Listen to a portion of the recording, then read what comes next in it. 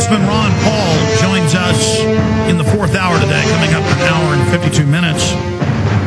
For the balance of that time, though, before he joins us, we have Steve Quayle, best-selling author, syndicated radio host, researcher, survivalist. Steve wrote books back in the mid-'90s about how they would use a genetically engineered flu as their pretext and cover to bring in world government, because it makes everyone guilty.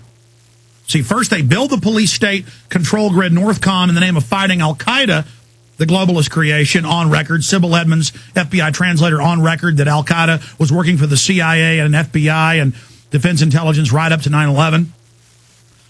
And all these other documents that have come out, how they flew them out to safety. That's Times of London.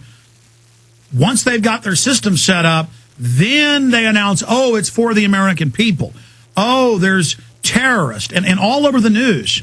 Remember in the Missouri papers, 2 weeks ago? In fact, I'll pull that out and put it on screen later. The Army is now writing articles for local newspapers saying, oh, we're running checkpoints in the town.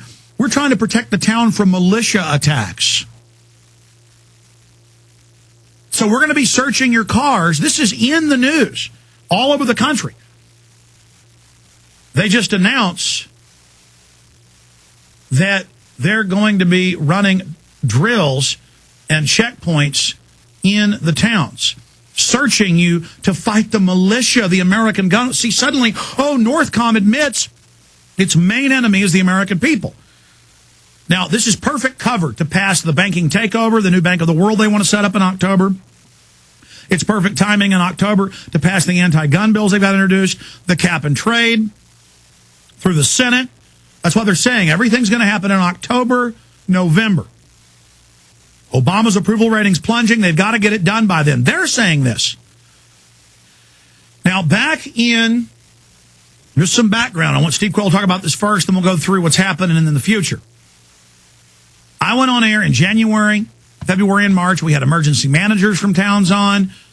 We had reporters on where the feds were building mass graves, where the feds were preparing local cemeteries for hundreds of thousands dead per town, where the feds were telling police departments, harden yourselves for IED attacks, terror attacks. The American people are going to attack you. They would do drills with the feds where the local police would guard the flu vaccine coming in. And I said, folks, it appears they're going to play a flu card as the next stage false flag. I said, call the White House, call Congress, tell them don't do it. Then in April, they launch. They say, end of the world, hundreds of millions are going to die. And I said, wait a minute, hardly anybody's dying. This is genetically engineered, though. Scientists were already saying. What's the deal? Is this a psychological primer for the fall? Then Napolitano comes out and says, oh, it will happen in the fall. It will happen in October. They love telling you what they're going to do. And so now we see it's the perfect cover. Now, all over the country, they're telling banks, schools, Walmart, anything in infrastructure protection through InfraGard, this secret network of 50-plus thousand spooks and spies for the feds in industry and business and government. Water treatment plants, power plants, anything in infrastructure. They're now expanding that out to hundreds of thousands where everything's infrastructure. License to kill. Kill your employees. Kill whoever we order you to kill. That's mainstream news. InfraGard. They have the clergy response teams going back 3 years ago. We got the secret documents. Since confirmed, mainstream news, but they say it's good. The clergy response teams training and telling their flocks it's of God. Take the flu shot. Take the smallpox. Take the anthrax shot. Turn in your guns. Let them take your children. Go to the FEMA camp. Go to the relocation camp. We played those clips over and over again. Exactly what we showed you in the documents years later announced in the news because they're getting ready to go operational.